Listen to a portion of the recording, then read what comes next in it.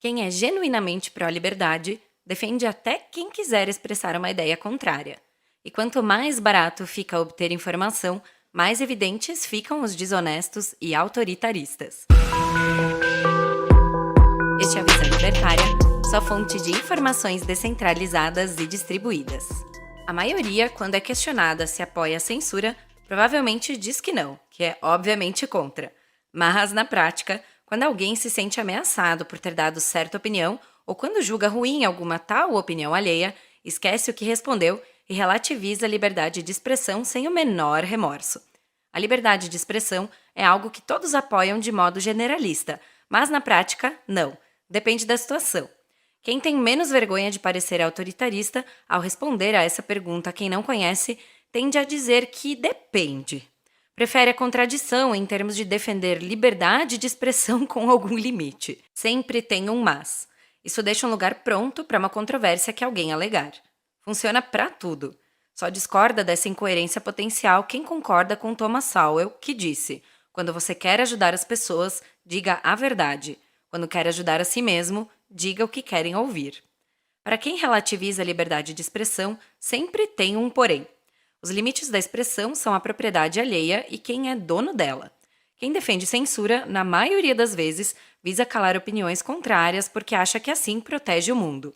Com esse sentimento, não se importa se causa transgressão de propriedade, fraudes ou ameaça crível, nem que censura é algo necessariamente prévio, via regra, lei, estatal ou não. E geralmente, dentro dessa ignorância, vem acompanhado o xingamento de fascista, nazista, racista, etc., ignorando que fascismo e nazismo são originários do Estado forte e que racismo pode nem ter relação com o que foi expressado. É que, como tratam um simples interlocutor que apenas discorda como um oponente, dizem que ele ameaça a civilização, a sociedade, a bondade, a felicidade, etc., usando a tática de associar o que ou quem de quem não gostam a algo negativo. Quem quer impedir a expressão de opinião se considera superior em relação a quem discorda. A censura usa uma premissa falsa de superioridade moral, intelectual e até de infalibilidade. É por isso que censura raramente é defendida por quem é humilde, que, tendo ou não conhecimento maior, respeita quem pensa diferente. Geralmente, parte de quem se diz intelectual, entendido, autoridade no assunto, políticos e especialistas que já têm ou buscam um lugar na vitrine das vaidades. Eles ignoram quantidade, especificidade ou qualidade do conhecimento, que a opinião deve ser livre. E ainda, mesmo que alguma seja vista como ruim, já por muito tempo ou por muita gente, é bom que ela seja exposta exatamente para que seja rechaçada, já que é tão ruim. Eles também não são capazes de perceber as consequências da censura. Assim como uma ideia boa não precisa de obrigação, uma ideia ruim não precisa de proibição. Essas incoerências podem vir de qualquer lado. Esquerdista, direitista, saudosista ou futurologista. Todos esses concordam com o autoritarismo, assim como é a força estatal. Para eles, mesmo que não possam ser impedidas, opiniões contrárias devem ser proibidas e ponto final. Uma das consequências da censura é a subversão dos estímulos. Quando um pedófilo é censurado, ele não deixa de ter esse sentimento nefasto, continua a pensar igual, mas sem poder aparecer, se expressa sem ser visto. O fato de os raios ultravioleta matarem vírus, fungos e bactérias é que se baseia a analogia para dizer que é o sol o melhor desinfetante. Ele mata as pragas que só se proliferam às sombras. Existem diversos casos de governos autoritários que manipulam as informações e as notícias por meio da censura, alegando que só é verdade o que não merece ser censurado, mesmo que a realidade seja o contrário. Um bom exemplo metafórico é o anime Psycho Pass, em que há o sistema Sibyl que julga até o caráter das pessoas e ninguém pode questionar as classificações. Na primeira temporada, o episódio conta que os bandidos conseguem um capacete que permite burlar o sistema, possibilitando que pessoas cometessem crimes sem serem denunciadas. Esse regime baseado em reputação manipulada pelo comandante, ao ser burlado, destruiu a noção de certo e errado, incluindo a opinião sobre o próprio sistema Sibyl. Mas como se mantém o medo de punição, os autoritaristas conseguem manter a coibição. Defender e delegar censura por si só é absurdo, mas ainda ao fazer isso, se pressupõe que o censurador nunca erra, como se ele não fosse humano. E dos humanos sempre poderá haver teorias fracas e informações falsas. Mas sem críticas, ideias ruins ou erradas nunca seriam levadas à análise para que as boas sejam preferidas, para que a verdade fosse exibida e a vida de todos seja melhorada.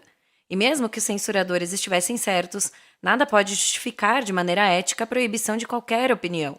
Um belo exemplo é a própria liberdade de expressão. Só pelo fato de haver gente ingênua ou desonestamente gostando de limitá-la, fica muito mais evidente que ela é tão importante ao ponto de ter que ser absoluta.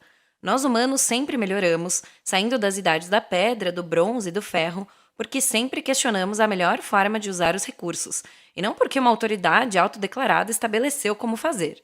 O mais surpreendente hoje em dia, para quem acredita que há imparcialidade na imprensa, é ver os supostamente maiores inimigos da liberdade de expressão, os que mais esperávamos que a defendessem arduamente, os jornalistas, que repetem que a informação dos dois lados deve ser tratada de forma imparcial, aparecerem concordando com punições por conta de opinião. Fica evidente a incoerência. Às vezes a parcialidade é no quesito pessoal, às vezes ideológica. Depende do que se diz e de quem disse. Entretanto, não ser imparcial não é errado, mas desde que isso seja explícito. Ruim é ouvir que valorizam a isenção e evitam um conflito de interesses sem praticar o que dizem. Acreditar na imparcialidade da imprensa é ingenuidade, igual a acreditar que as premiações também têm. Quase todas elas nos dão noção melhor sobre quem premia do que o laureado. Alguns veículos têm quantidades de opiniões diversas mais distribuídas e outros mais concentradas dos que são contra ou a favor. Confluência ou alinhamento implica sempre um lado, e seja qual for, ser contra ou a favor de limitar a liberdade de expressão diz mais sobre o veículo do que sobre o tema em si. Quanto à liberdade de ideias, o correto é discordar sempre de qualquer restrição. A função do jornalismo não é opinar, mas como todos mantemos um viés de confirmação, escolhemos o mensageiro que também comenta os fatos e concorda conosco. Mas quando jornalistas ou políticos defendem restrição de certas opiniões e de certas pessoas, eles estão ajudando a piorar a qualidade das informações. Quanto mais informação livre houver, há mais chance da verdade estar em quantidade maior, porque nunca todos os mensageiros vão concordar em mentir sobre tudo nem do mesmo jeito. Apenas os desonestos querem que a profissão de jornalista seja exercida apenas por quem teve ensino superior, desde que o regulador das faculdades seja central.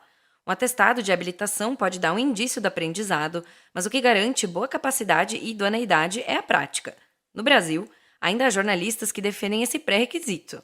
Dos que não sabem que isso nasceu por determinação da ditadura Vargas é ingenuidade, mas dos que sabem é desonestidade. Os anos de chumbo aqui, sem tecnologia barata de difusão do conteúdo, foram tempos de muito cerceamento. Talvez, tirando a psicologia, o jornalismo é uma das atividades que mais personifica a expressão, ao relacionar fatos ao mensageiro deles. Os eventos apenas acontecem, o causador deles não é quem dá a notícia, e a controvérsia está nas consequências geradas por quem conta meias-verdades. E essa é a alegação dos autoritaristas de plantão para defender restrição seletiva. O problema é que cada um tem um viés. Aí voltaríamos à questão idoneidade. Há várias histórias de gente corajosa ao opinar.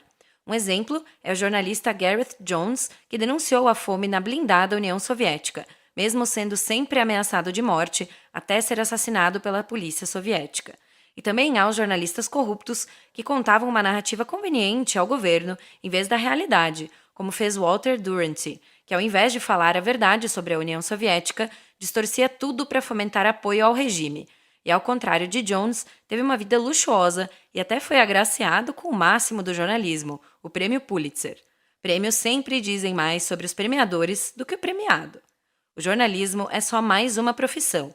Assim como a engenharia, pode haver erros e má-fé. A diferença é que na construção física é fácil concluir, mas da construção da narrativa, até a investigação pode ser prejudicada por desonestidade sustentada no corporativismo. No mundo todo, a mídia tradicional tem sofrido um choque causado pelas fontes descentralizadas de informação. Agora todos nós podemos captar, organizar e distribuir conteúdo. A tática tem sido difamar, xingando de blogueiro, porque tentam manter a ideia de que o que não está na imprensa sob concessão estatal não pode expressar porque não tem a sagrada classificação de oficial. É a velha prática do argumento da autoridade, para dizer que um é profissional e o outro é descredibilizado. Em contrapartida, as mídias descentralizadas ganham cada vez mais espectadores. O argumento para defender censura é o mesmo para qualquer arroba autoritário: proteger as pessoas da desinformação. Isso é velho, só ocorre por coerção porque nada que é bom precisa ser obrigatório. E nada que deveria ser proibido, como respeito à propriedade, já não é apoiado, no mínimo para si mesmos. O verdadeiro anseio dessa turma pró-censura é ter o controle do pensamento. Na dúvida, melhor é sempre apoiar a liberdade e respeitar a propriedade. Obrigado por sua audiência. Esse artigo foi sugerido e escrito por Lucas Alves, revisado por Stanley Calderelli, narrado por Salander. Se você gostou desse vídeo, clique no ícone de curtir abaixo e compartilhe o vídeo em sua rede social. Se você deseja ser notificado de outros vídeos, clique em se inscrever e depois no ícone de campainha. Até a próxima!